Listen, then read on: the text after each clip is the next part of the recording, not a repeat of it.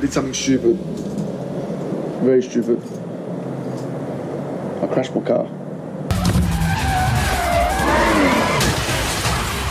But you're not a drifter if you don't hit walls. So at the beginning I was a bit shocked. I was like, I can't believe I just hit the wall.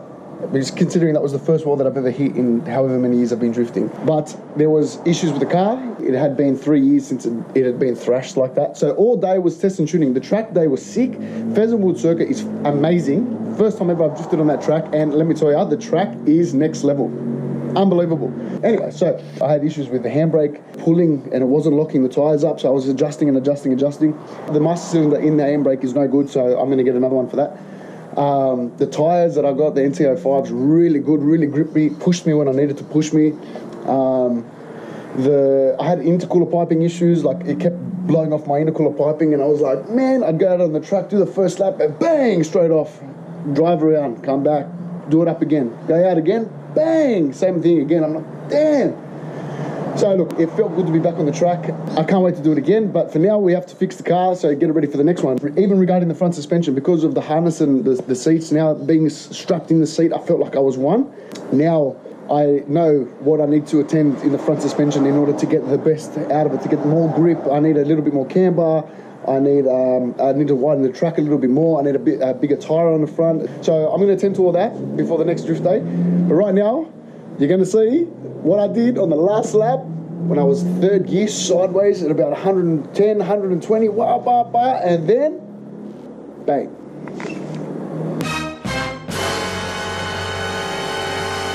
And there it is. This is what I did to the 180. Bent the chassis a little bit, but that's fine because I'm going to get that fixed. Crumpled all of this, destroyed the lights, but it's all right because I got new ones that just came in. My boot, as you can tell, doesn't line up now because obviously the impact has pushed it all sideways. The boot's still good, it just needs to, this needs to come out. That is some good damage. I was actually impressed that I thought it was going to be worse, but it wasn't. So I'm actually quite happy. I'm taking it to the panel beater today. They're going to help me pull out this chassis rail just to straighten up the chassis rail a little bit because it's a little bit kinked.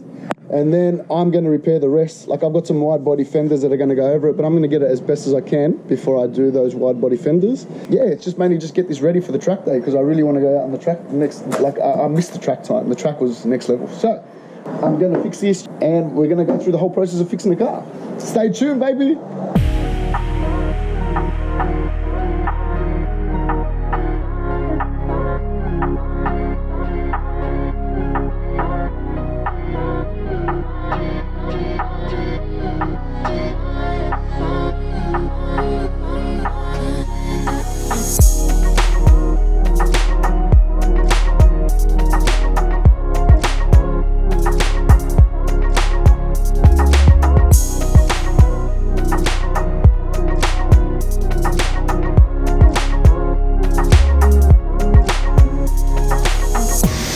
There's the man himself.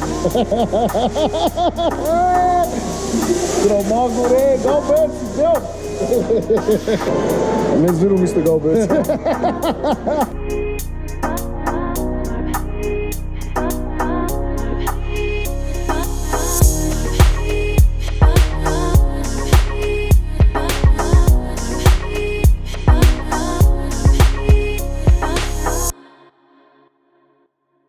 Alright, so I got the car back from Goldbert's. They pulled out as much as they could. It actually looks a lot better than what it was. Far out. They straightened up the rail, which is good. Now, obviously the boot still doesn't close. So I still got to pull out more for it to close properly, but that's fine. But they got the majority of it out, and I'm happy. So I can now go in and start panel beating myself. Alright, so I've got a slide hammer kit which I use to panel beat the rest of the car. It's a kit that comes with a slide hammer. It's got all these different attachments that you can screw on, and then obviously you put it where you want to put it, and then you slide the hammer out and it pulls it out. So I'm going to demonstrate this for you guys so you can see exactly how I do it.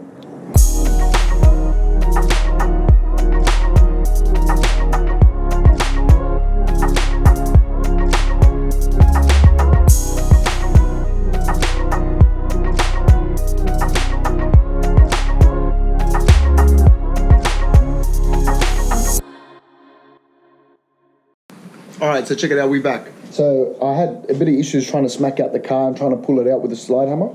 The damage is pretty bad, but you know, it's a drift car, so we're going to fix it and we're going to get back out on the track. That's the aim. So I've got a pair of wide body rear fenders that sit on there, and I measured from the bottom around the side, and I wanted to see how bad the damage was on this side. So I've written measurements: 25 here, 25 there, 30 mil here, 20 mil here, 20 mil there. So you can tell how much the car still needs to come out, right? The plan is I'm not going to cover the damage with the fender.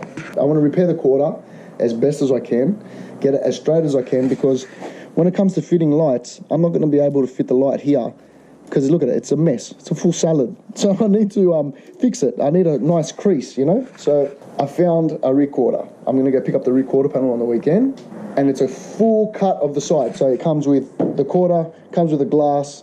It's a full side piece, which is amazing because they're very hard to come by. The plan is to replace this whole side. So I'm going to cut this whole side out, weld the new side on, and then mount the guards on top. In the process, I got new rear lights, and I did a test fit. I wanted to see how the back was looking. So fitted the light.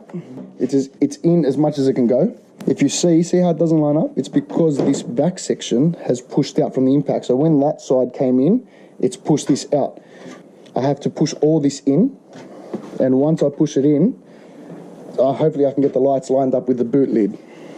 And once I do that, then it should help in making the car look a little bit neater. Because right now, it looks like a f***ing mess. So, that's what I'm doing. I just got a hydraulic body frame repair kit. It's a hydro kit that I can, with a whole bunch of fittings that I can use to repair the car. So I'm going to open that. It arrived just now, so I'm going to open that and I'm going to take a crack at it, and let's see how we go with getting this thing straight again. Stay tuned.